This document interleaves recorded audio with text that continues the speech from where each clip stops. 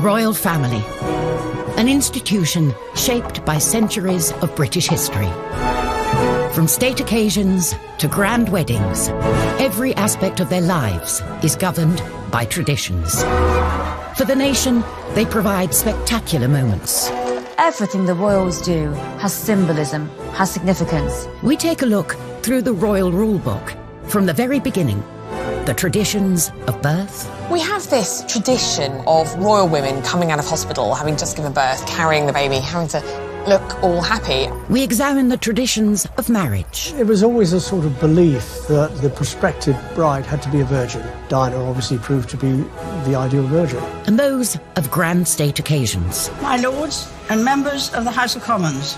The Queen does not come to the Commons. The last time a monarch came to the Commons was Charles I, and he rode his horse into the Commons and tried to arrest 5 MPs.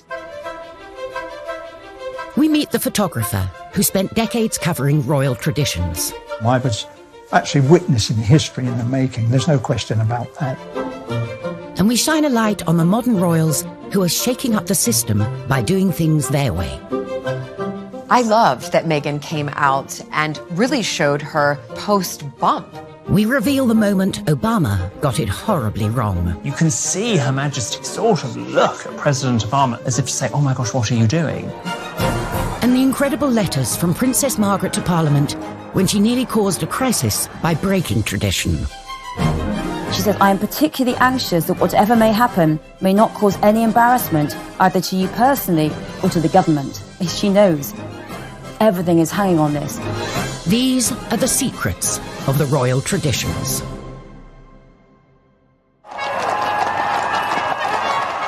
Royal traditions take centre stage in our nation. Grand ceremonies with thousands of years of history form the very fabric of our society. These royal occasions, rich in pomp and ceremony, set us apart from the rest of the world. The Queen sees tradition, sees ceremony as absolutely vital to maintaining the strength of the monarchy. That, to me, is what makes the royal family the royal family. It is the kind of protocols and traditions that they've had for centuries. When it comes to traditions, royal marriage is steeped in them. But as a result, monarchs can't always marry who they want. Prince Charles met Camilla when he was young and single. He was introduced to her through her flatmate. Camilla had been dating Andrew Parker Bowles, and then they split up in 1971. She then met Prince Charles. Apparently, she said, my great-grandmother was the mistress of your great-great-grandfather, so I think we have something in common. Romance blossomed. But as a royal, love wasn't the only consideration Charles had to have in mind. There was still that tradition that whomever he married, who would be the next Queen of England, had to be a member of the nobility and had to be whiter than white. There was a sort of general belief that the heir to the throne should marry a virgin. The pressure for Prince Charles, and really everybody else before him, was huge. You know, there are all these, ticking of the boxes. Charles's cousin and godmother, Patricia Mountbatten, said that Charles never actually asked the Queen for formal permission to marry Camilla, but if he had, I don't think it would have been allowed. Charles, no longer the young bachelor, was under growing pressure to find the perfect bride. Enter the blue-blooded teenager, Lady Diana Spencer. She was young, she was from a good background, and it was insinuated that she hadn't had a lot of relationships before. There was pressure on him to get engaged and to get married, because at 33, he really had to produce an heir. He'd only met Diana 12 times before they got engaged, so was it really about love, or was he looking to fulfil his role as prince? Prince Philip did write him a couple of notes saying, you've got to make up your mind, yes or no. You can't keep this girl hanging around. At 3 o'clock, Prince Charles and Lady Diana appeared for the first time in public. With the words of his father ringing in his ears, Charles bowed to tradition and quickly moved to close the deal. And I'm amazed that she's been brave enough to take me on. And I suppose in love. Of course. Whatever in love means. particularly now, through the eyes of the 21st century, we watch that interview and just cringe, because he either didn't love her or he didn't know how to tell her he loved her. In July 1981, the traditional fairy tale wedding played out in front of a global television audience of 750 million. But both, in fact, had reservations. A couple of days previously, Diana had had supper with her sisters, and she said, I don't think I can do it, I don't think I can go through with it. And one of them said, "Bad luck, Dutch," the nickname for Diana, "Bad luck, Dutch, your face is on the tea towel now, you've got to do it." And she already at that point thought that Charles had a mistress in Camilla Parker Bowles, and of course, she was right. Tradition, which brought the two of them together, was not enough to save the marriage, which ended in separation in 1992 and finally came to a close in 1996 with divorce. The traditional way of doing things just didn't work. If Charles had been allowed to sort of pursue who he wanted and marry who he wanted, it would have saved Diana a lot of heartbreak, and it would have saved the whole family a lot of heartbreak. Coming up, the very special christening gown, passed down through every royal generation for over a century.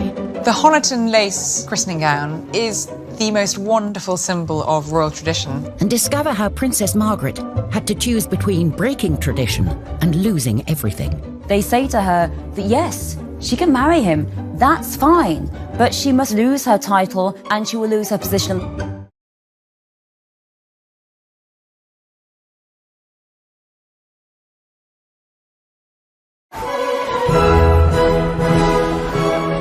Royal traditions. They don't just make for grand occasions full of pomp and ceremony. For the Queen, they're an important reminder of the link between God and the monarchy. The Queen is head of the Church of England. She's Supreme Governor of the Church of England.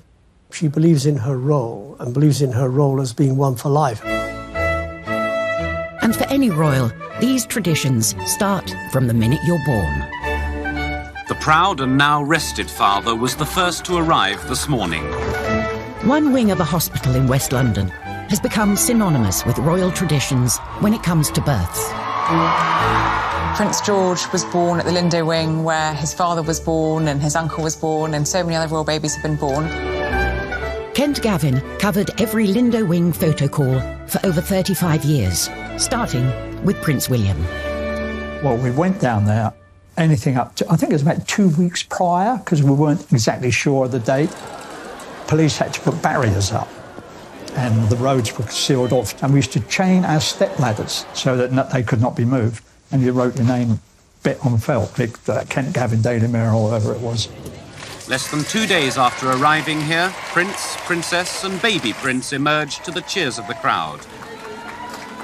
It was over in minutes, you know, everybody shouting and screaming, but of course it was front page pictures.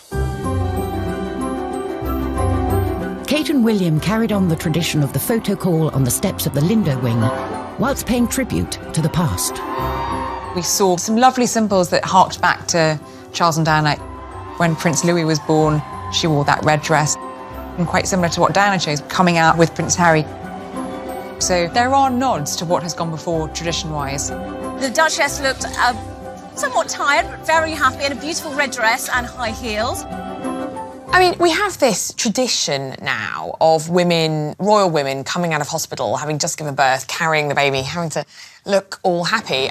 Because, of course, previous to this, women had home births. The Queen had all of her 4 children at home, so you wouldn't actually have seen a royal woman, a royal mother, for some time in public.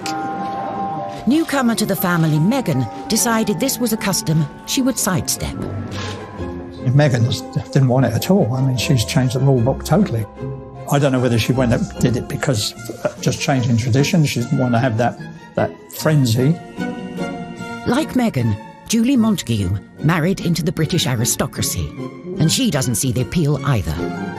Listen, I've had 4 children. I can't imagine having to give birth and then have hair and makeup done, put on a dress and a pair of heels, and stand outside my hospital and have a photo opportunity. The Sussexes chose a much calmer photo call, with just one photographer in the comfort of Windsor Castle, with a more natural feel. I loved that Meghan came out and really showed her, her post-bump. Your stomach does not go right back in 2 days later. It takes a lot of time. So I think for women all around, it was a breath of fresh air to see her come out and look like that. Perhaps this modern tradition of showing the baby within days of being born can be traced back to a curious incident in the 17th century, during the warming pan scandal. In 1688, there were wild rumours that James II and his wife, Mary of Modena, had not actually had a child. James II was hated because most of the country was Protestant and he was Catholic.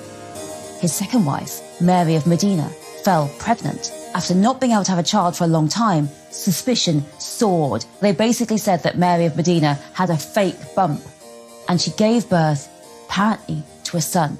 But immediately everyone said, no, she did not. She gave birth to a stillborn child, or a girl, and instead it was whipped away, and a new baby was brought in the warming pan. And this was a huge scandal. No one believed that the baby was real. And as a consequence, James was pushed off his throne, and in came the tradition that every royal birth after that had to be witnessed by a senior member of the government to assent that the baby was truly royal. Thankfully, no such scandal with the more recent royal births. And when it comes to traditions, first on the royal baby to-do list is the christening, where everything down to the gown has a story. So the Honiton lace christening gown is the most wonderful symbol of royal tradition when it comes to royal babies. It was the christening gown that Queen Victoria and Prince Albert had made for their first child, Princess Victoria, for her baptism in 1841.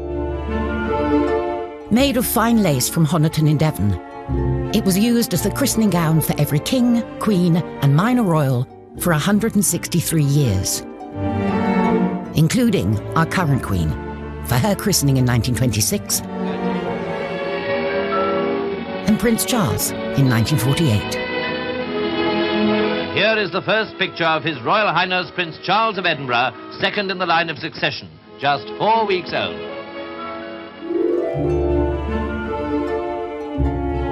Over 30 years later, he carried on the tradition with his own son. Granny was christened in this. Great-granny. And I was. Look, I was christened in this. Looks remarkably well despite it, doesn't it? The Victorian gown finally took one too many royal dribbles. And then in around 2004, when Prince Edward and Sophie Countess of Wessex's firstborn, Lady Louise, was wearing it, the Queen noticed that it was looking quite fragile. And she commissioned her dresser, Angela Kelly, to make an exact replica of it to be worn by future babies. And since 2004, the gown has been worn by every royal baby, right up till Archie. As well as the gown, a big part of the christening experience is the all-important pictures with the family. Kent Gavin was handpicked by the palace as the only photographer for Prince William's big day in 1982. On arrival at the palace, I was given a list of the running order to which I could expect the photo call to take place. And the first one was Diana and Charles, and the only thing was that William's crying his eyes out. But Diana had the solution to that on and off during the photo call, and that was to put her little finger in his mouth. About 3 minutes had taken place before that picture was taken because of William hollering and hooting. But then, as it was like military clockwork, the Queen came out, Philip, Queen Mother, just sat down perfectly posed. It had all been organised and rehearsed for us. But it was William who was stealing the show, obviously, because of his crying. And normally we would have been present for those sort of pictures. This particular picture was the one that most of us ran on the front page. Many years later, William requested a copy of that picture, to which I sent him, and he sent me a very nice letter in reply. That was the last picture on the actual running order. And I walked across to the Queen. I said, "Excuse me, ma'am, but There is one very important picture missing, and that is the Queen Mother, the oldest and the youngest. And she went, goodness me, how have we missed that, And she called out, mother, mother, and she sat down there. Diana handed William over, and that magic, yes, wonderful picture. And of course the Queen was very grateful as well. She has a whole set of all of these pictures. Royal babies aren't just born into the Windsor family, but into an institution with hundreds of years of strict traditions. In the 1950s, a princess hell-bent on breaking with tradition rocked the establishment when she fell in love with the wrong man. When Princess Margaret was a young woman, she fell hopelessly in love with a member of the household, the equerry to her father, Group Captain Peter Townsend. He'd been a war hero, he was handsome, he was charming, but he was divorced. In 1953, Townsend proposed to the 22-year-old Margaret. But by law, as a member of the royal family under 25, Margaret needed the Queen's permission before she could say yes. Divorce was still a taboo subject. The Queen was forced to make very difficult decisions with her own sister. As head of the church, the Queen felt she couldn't sanction the marriage. She asked Margaret to wait for 2 years, as at 25, the matter would then be up to Parliament. They knew that there was every likelihood that if they bought time, they might be able to sabotage Margaret's relationship with Townsend. But 2 years later, the tradition-breaking couple are still together, and the relationship becomes a constitutional issue. Kate Williams is at the National Archives with files relating to the case, which remain top secret for 50 years. Princess Margaret's 25th birthday really begins this panic and this crisis in government. This letter is amazing. It's written by Margaret on August the 15th from Balmoral, about a week before she turns 25. She's writing to the Prime Minister and she says, I'm going to tell you of any personal plans for the next few months. She says, I am particularly anxious that whatever may happen may not cause any embarrassment either to you personally or to the government. She knows everything is hanging on this. My birthday on August the 21st, it will encourage every sort of speculation about the possibility of my marrying Group Captain Peter Townsend. She says, I'm not going to see him over my birthday, but in October, I shall go to London. It is only by seeing him in this way that I feel I can properly decide whether I can marry him or not. The Queen knows I'm writing to you, but no one else does. This is a secret letter from Princess Margaret to the Prime Minister saying, this is what's going to happen. With the threat of this possible marriage very real, the government sprung into action.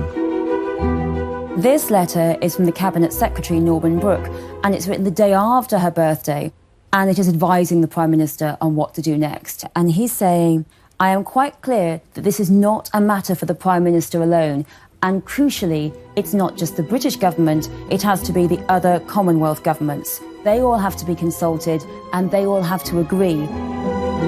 With the seemingly impossible task of gaining Commonwealth consensus, the government set harsh conditions for Margaret. They say to her that yes, she can marry him, that's fine, but she must lose her title and she will lose her position on the civil list. So with absolutely no money or no status whatsoever, she really will be completely excluded. For Margaret, just 25, the cost of what she would lose by breaking with tradition was just too much. I would like it to be known that I have decided not to marry Group Captain Peter Townsend. For a princess, love is not straightforward in the 1950s. It becomes about politics, about religion, and about society itself. These days, divorce is no longer a reason for royals not to marry for love, as Meghan and Harry showed in 2017. Royal weddings, however, are still full of traditions, and the Victorians are responsible for a fair few. Queen Victoria chose to wear a white wedding dress, a tradition that has passed down through the generations. Up until then, royals and indeed commoners generally tended to wear coloured dressings. And the couple chose to have a wedding cake which had a topper on it with figurines of the bride and groom. There's a traditional role for the bouquet too. Their eldest daughter set another tradition when she picked some myrtle from Osborne House for her wedding bouquet. And again, it's something we've seen with both William and Kate and Harry and Meghan. The Queen Mother started her own tradition when she put her wedding bouquet on the grave of the unknown soldier in Westminster Abbey. Obviously, she lost her brother in World War I, so she was probably thinking of him. Traditionally, the royals marry in abbeys and cathedrals, like St. Paul's or Westminster. Charles and Camilla were forced to choose a more humble venue. Both Charles and Camilla wanted to have a civil service at Windsor Castle, but they were slightly dismayed to find out that if they had been granted a wedding licence by the local council, that meant anyone could get married, apply and get married at Windsor Castle for the next year. So they scrapped that. And it did mean that we had the heir to the throne getting married in the local registry office in Windsor with, before him, Mr. and Mrs. Smith, and after him, Joe Bloggs and Kathleen from down the road. There's one tradition the nation and the world looks forward to at any royal wedding. The wedding kiss, of course, is iconic nowadays. So many people will be surprised to know that, in fact, there have only been 3 royal couples who've kissed on the balcony at Buckingham Palace. There was Princess Diana and Prince Charles. They were the ones that really started that tradition. By the time Fergie and Andrew got married, of course, the crowd were waiting for the kiss. And they played up to the crowd and put their hands to their ears. And then the kiss carried on. Coming up, how the Queen's traditional meetings with her prime ministers were not always ones she enjoyed. Famously, she liked John Major. She didn't care for Margaret Thatcher. How the traditional method of royal execution went horribly wrong. So her head falls out of his grasp, drops onto the floor, rolls along. I mean, it's just horrific.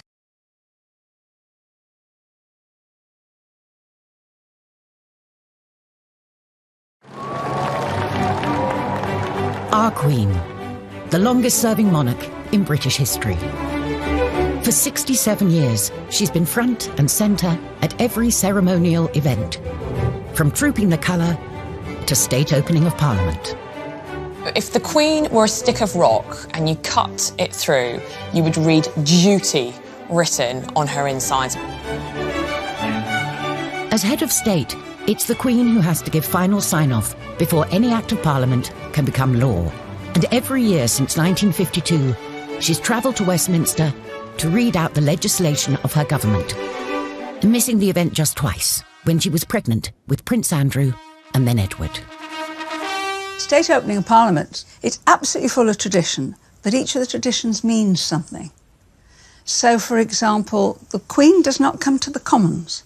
The Queen is not allowed in the Commons. She's only allowed in the House of Lords. The Commons is for the Commons. It's for the elected parliamentarians, and the Lords is for the appointed parliamentarians. My Lord, pray be seated. Black Rod the messenger walks down to the Commons, and the doors are shut in his face. And he bangs 3 times on the doors. The Commons are summoned. MPs file into the Lords to hear the Queen give a speech outlining the agenda for the coming Parliament. Except for one MP, that is. Well, one of the traditions is that an MP is held hostage at Buckingham Palace. In order to make sure that the Queen gets back, one of the members of Parliament is taken hostage the night before and is not returned to Parliament until Her Majesty is safely away from there. Probably usually an MP that the government don't like anyway. While the words are read out by the Queen, they're written by the government. My Lords and members of the House of Commons. When you're in government, the night before the state opening, you are invited to a buffet supper at number 10. And then the speech is read out so that you know what's in it. There are no surprises. My government will legislate in the interests of everyone in our country. Like all traditions, the ceremonies acted out in Parliament are a reminder of an uneasy past between the monarchy and government. You go back to the 1640s during the time of the Civil War and Charles I's interference with Parliament. He interfered all the time, and Parliament didn't like being interfered with, which is why they chopped his head off. Historically, the axe was the traditional method to get rid of a king or queen. And 60 years before Charles I, his grandmother, Mary Queen of Scots, had one of the most grisly executions of all. You'd think, as a royal, that if you had to be executed, it would be done in a very official and perfect way, but not for Mary Queen of Scots. Mary was executed for treason in 1587. She was given this axe man, and he was so clumsy. First go, he just bashes the back of her head, and she's heard to groan. The second go, the head's still attached. Finally, at the third go, he gets the head off. He holds up the head to shout, "God save the Queen," by the hair. But Mary was wearing a wig, so her head falls out of his grasp, drops onto the floor, rolls along. I mean, it's just horrific. The spectators in this public execution are shocked and horrified. What a dreadful, horrible public execution for this woman who had been known as one of the most beautiful queens in the world. Thankfully, the monarchy is on a more stable footing these days. And as head of state, the Queen carries out her duty by regularly checking in with her Prime Minister. The Queen traditionally meets with the Prime Minister weekly for an audience, tends to be on a Wednesday. They meet for between half an hour and an hour.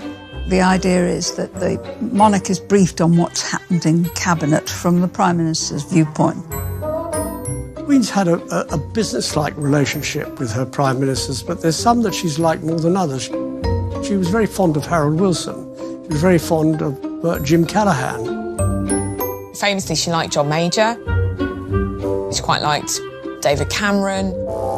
She didn't care for Margaret Thatcher. Margaret was hugely deferential. She adored the monarchy and would be almost kind of crawling, which irritates a strong personality, doesn't it? And Margaret Thatcher may also have rubbed the Queen the wrong way when, in 1982, she took the salute from the armed forces, a role usually reserved for the Queen. Margaret wouldn't have done anything deliberately to insult the Queen. Oh, no. Margaret was very traditional and would have deferred immediately. So there's obviously been a breakdown of communication somewhere that actually that's the Queen's job. On the other hand, she did rather do this a little bit in her later years. While the rest of Parliament is on their summer break, the Queen hosts the Prime Minister in a supposedly relaxing gateway in the Scottish Highlands. Every year, again, another tradition, every Prime Minister is invited to a long weekend at Balmoral where the Queen spends every... The sitting Prime Minister of the day will very often go up for a long weekend with their husband or wife and spend time with the Queen up there. Tony Blair and Cherie hated it. Cherie talks of being really embarrassed about the servants at Balmoral unpacking all of your bags and you're putting all your clothes away. And I think she famously said that she didn't want to pack contraception because she was so worried about them seeing it in her bags. And I think that's where their youngest son, Leo, was conceived. You know, there's a wonderful story about Tony Blair, the first time he was really talking to Prince Charles as he was Prime Minister. I was saying, what do you want us to call you? And Charles just looked down his nose at him and said, "You call me Sir." From garden parties to public engagements, between them, the royals meet thousands of subjects every year. Protocol helps ease the encounters and avoid awkward moments for either side. Etiquette and protocol is important for the royal family because it tells people what to do. With the Queen, you would say Your Majesty, followed by Ma'am, and yes, it's ma'am as in ham, not ma'am as in farm. And with any other member of the royal family, it would be Your Royal Highness, followed by Sir or Ma'am. if you're a British subject lucky enough to meet the Queen, you're expected to bow if you're a man and curtsy if you're a woman. Now, for men, it is not a bow from the waist at the end, like you would do at the end of a stage show. All it is a gentle bob at the neck, like so. Now, for ladies, you would do a curtsy. You keep your hands by the side, as straight back, one foot behind the other, and just a gentle bob at the knees. You don't need to do a terribly deep, grand court curtsy, like Theresa May or Margaret Thatcher did. Totally fine 80 to 100 years ago, but today, just a small curtsy will do. We need to show the monarchy some respect, so when Her Majesty has finished interacting with us, if we are the ones leaving the conversation, we don't show our back. We don't just go, yeah, bye, and walk off like so. Instead, you take a few steps backwards before turning and walking away, trying not to show your back. Sometimes, even world leaders get protocol wrong, as President Obama demonstrated when he spoke over the national anthem during an embarrassing moment in 2011. Her Majesty, the Queen. So President Obama has asked everyone to stand up. So far, so good. He says the words, Her Majesty, the Queen. That's all he needs to say. Remember, it's a toast, not a speech. And then, just in that slight pause, For the vitality of the special relationship. The musicians start playing God Save the Queen. You can see Her Majesty sort of look at President Obama. To this blessed plot, this earth, this realm. And then Her Majesty herself breaks protocol. She actually interrupts the national anthem. To the Queen. And says, oh, that was very kind, thank you. So she deliberately breaks with the etiquette in order to be more well-mannered. For the monarchy, a break with protocol is rare, but occasionally it attracts people who are rule breakers keen on shaking up the system. Princess Diana was kind of the ultimate royal rule breaker, really, because she dragged the royal family kicking and screaming into the 20th century. She definitely helped transform the monarchy, and I think the royal family we've got today, especially through our boys, is very much through her influence. The Broderick ward of the Middlesex Hospital is the only specially designed AIDS ward in Britain. It was how she engaged in her charity work, which was perhaps the biggest departure. She was really the first royal that we saw in public hugging children, putting children on her lap. When we did the HIV/AIDS campaign, we were tackling serious misunderstanding and prejudice. We had a disease that was rampant and that was killing people in a horrible way, and for which there was no cure. She came, she sat on the beds of somebody who was dying of AIDS, she held their hand, and it made a difference. It really did. But this break with tradition came at a cost. By opening up more to the press and the public, she grew more vulnerable to the darker side of media attention. She said to me, do you know, Ken, I was coming out of Harvey Nichols a couple of weeks ago, and I got into a taxi, and two paparazzi pulled up at the lights. One got off the back of the bike, undid the cab door, and she fell into the well of the cab. And he said, this person, raise your head, I've got a mortgage to pay. She was in tears when she related that story to me. I just felt for her. Behind the scenes, the monarchy wasn't happy with the change Diana was bringing. She was viewed by many within the institution as someone who was shaking things up too much. We wanted something a bit more safe, a bit more homespun. And she said, no, these are the things that need attention. These are the things that need to be talked about.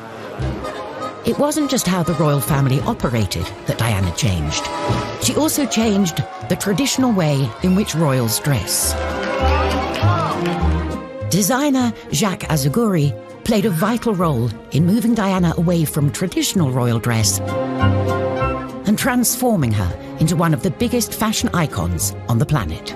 I was always excited to see her step out in my dresses.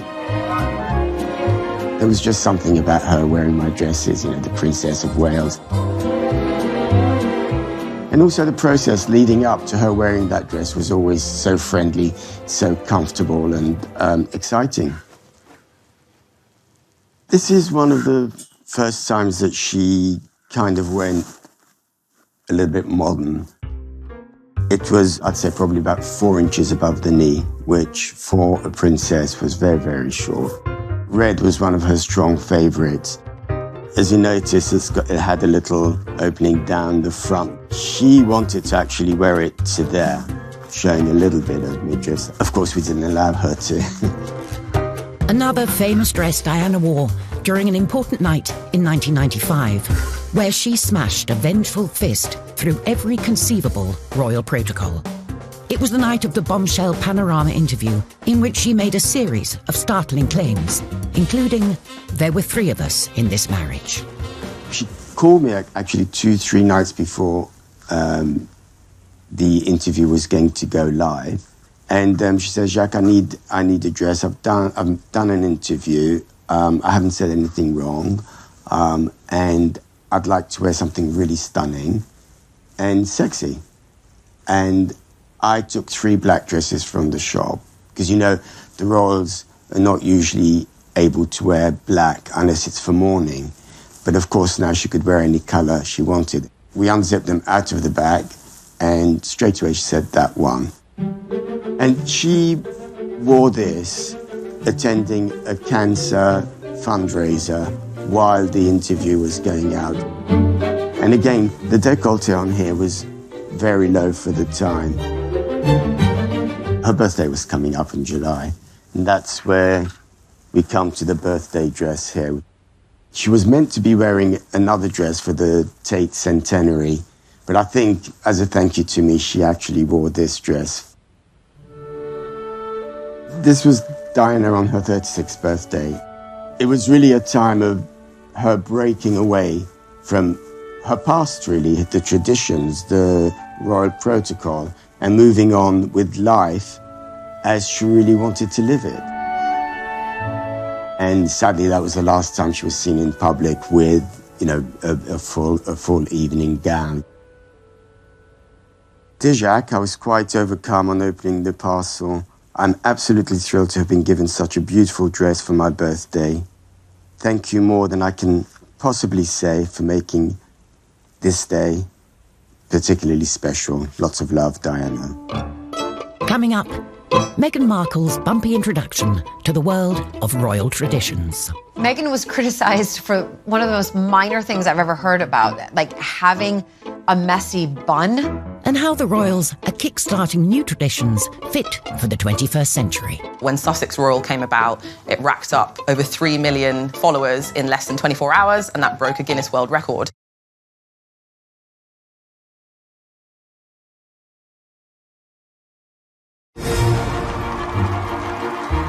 The British monarchy.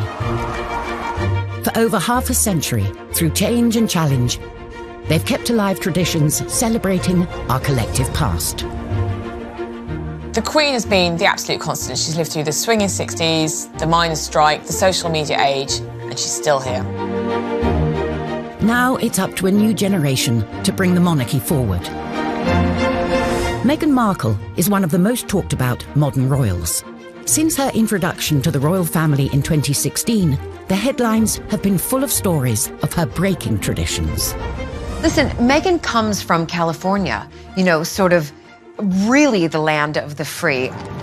And then all of a sudden having to move over to this country, marry into the royal family. There's a lot of rules and really regulations that she has to follow. It must be a real shock for Meghan, because she was this independent Hollywood actress doing what she wanted, essentially. And now something as innocuous as her closing a car door, headlines around the world. She's closed her own door. Oh, my God. Meghan was criticized for one of the most minor things I've ever heard about, like having a messy bun.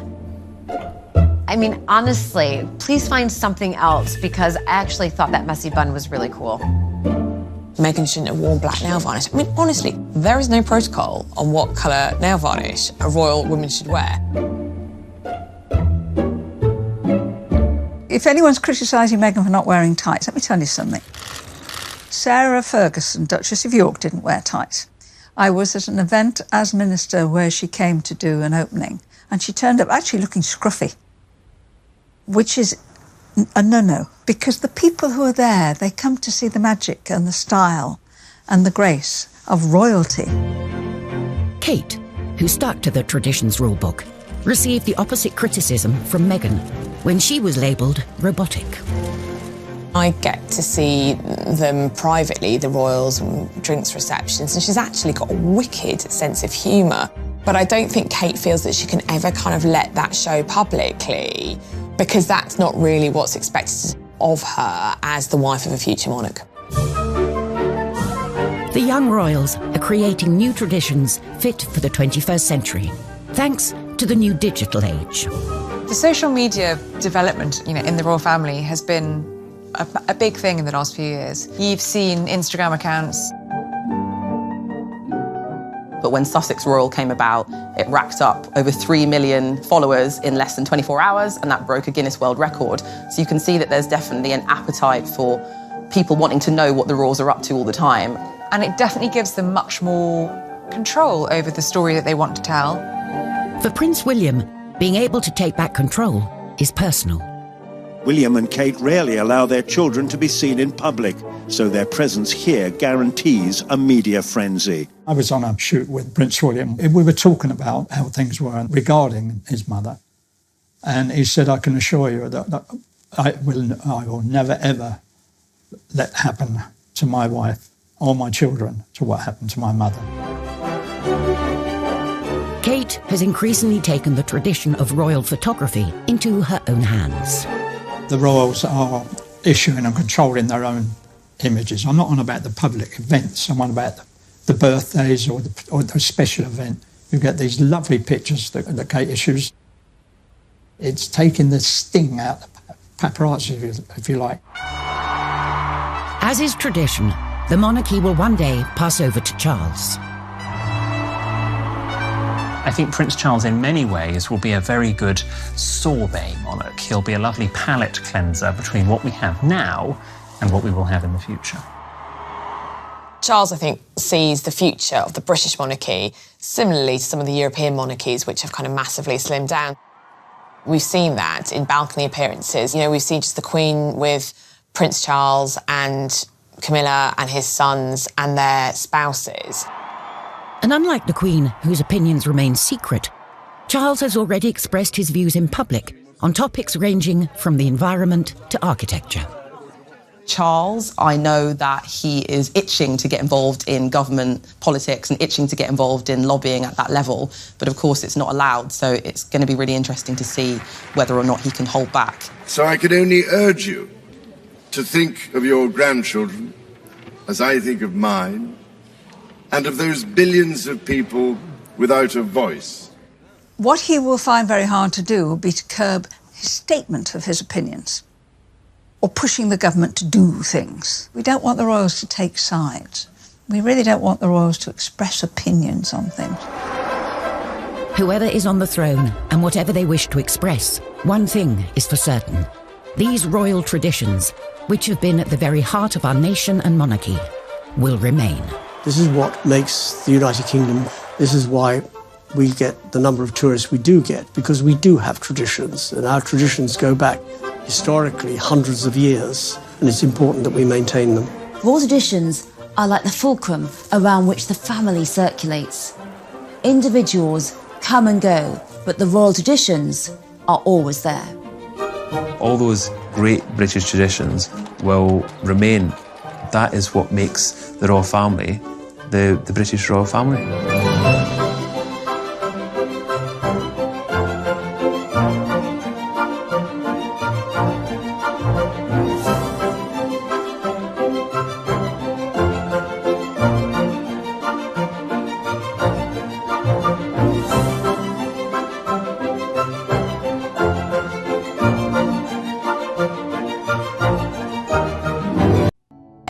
Prince Charles, apparently she said, my great-grandmother was the mistress of your great-great-grandfather, so I think we have something in common. Romance blossomed. But as a royal, love wasn't the only consideration Charles had to have in mind. There was still that tradition that whomever he married, who would be the next Queen of England, had to be a member of the nobility and had to be whiter than white. There was a sort of general belief that the heir to the throne should marry a virgin. The pressure for Prince Charles, and really everybody else before him, was huge. You know, there are all these, ticking of the boxes. Charles's cousin and godmother, Patricia Mountbatten, said Charles never actually asked the Queen for formal permission to marry Camilla, but if he had, I don't think it would have been allowed.